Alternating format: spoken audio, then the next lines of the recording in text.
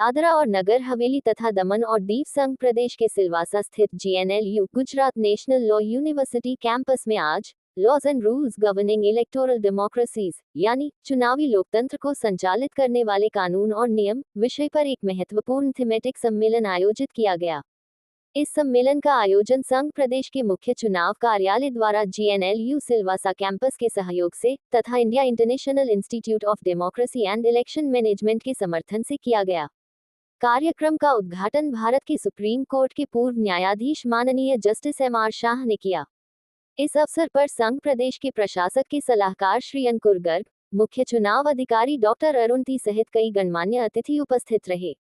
Justice MR Shah ने अपने संबोधन में कहा कि भारत दुनिया का सबसे बड़ा लोकतंत्र है और ऐसे सम्मेलनों के माध्यम से चुनावी कानूनों की गहराई से समझ विकसित होती है। उन्होंने कहा कि इस सम्मेलन में देश की प्रतिष्ठित विश्वविद्यालयों के कुलपति, शिक्षाविद, वरिष्ठ वकील और अधिकारी चुनावी कानूनों पर विचार विमर्श कर रहे हैं। साथ ही प्रत्येक नागरिक को भी चुनावी कानूनों का मूलभूत ज्ञान होना चाहिए। कार्यक्रम में GNLU के निदेशक professor doctor S Shanta Kumar ने स्वागत भाषण दिया, जबकि सिलवासा के कलेक्टर श्री प्रियंक किशोर ने धन्यवाद प्रस्ताव प्रस्तुत किया। नमस्कार।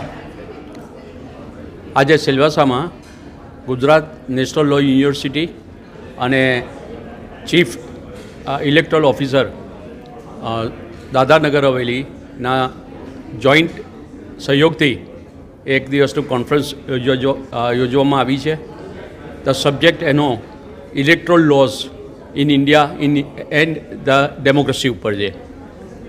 આપણે બધા જાણીએ છીએ કે ઇન્ડિયા ભારત જે આપણો દેશ છે એ સૌથી મોટો ડેમોક્રેટિક દેશ છે વર્લ્ડમાં અને 140 કરોડ પબ્લિકમાં અને જે ઇલેક્શન અત્યારે ઇલેક્શન કમિશન કરી રહ્યું છે અને જે સરની આપણી એક્ટિવિટી કરી રહ્યા છે એ બહુ સરાહનીય પાત્ર છે। દરેક સિટીઝને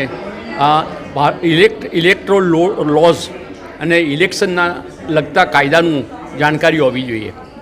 આજે GNLUના સ્ટુડન્ટ્સ બધા અહીંયા આગળ છે, એડવોકેટ્સ બી છે અને એક દિવસમાં ઘણા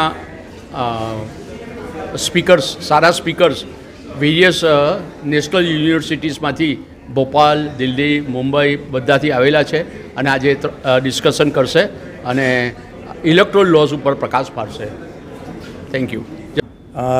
आज जो है Gujarat national law university Silvassa ने दादरा नगर हवेली के जो चीफ इलेक्शन ऑफिसर हैं उनके साथ कदम से कदम मिला के और हाथ मिलाकर जो हमारी डेमोक्रेसी और लॉ ऑफ डेमोक्रेसी के ऊपर जो एक भारत को एक बहुत बड़ा कार्य मिला है कि भारत जो है अब चेयर है वहाँ पे डेमोक्रेसी ऑफ लॉ के अंदर में, और जो IIDM बना है उसके अंतर्गत आज पहला यहाँ कार्यक्रम शुरू हुआ जिसके अंदर में हमारे बहुत से एमिनेंट स्पीकर्स आए हैं जो आज डिस्कशन करेंगे इस कॉन्फ्रेंस के अंदर में। वो बहुत जो माइलस्टोन जो ले डाउन किया गया है, क्योंकि भारत जो है एक बहुत बड़ा India is one of the strongest democratic country on the world. हमारे पास में 980 मिलियन रजिस्टर्ड वोटर्स हैं जो 2024 का इलेक्शन का डेटा कहता है, और 700 पॉलिटिकल पार्टीज़ हैं जिसके अंदर में 8000 से अधिक कैंडिडेट्स जो हैं वो खड़े हुए थे। तो इतना बड़ा इलेक्ट्रल रिफॉर्म जो इलेक्ट्रल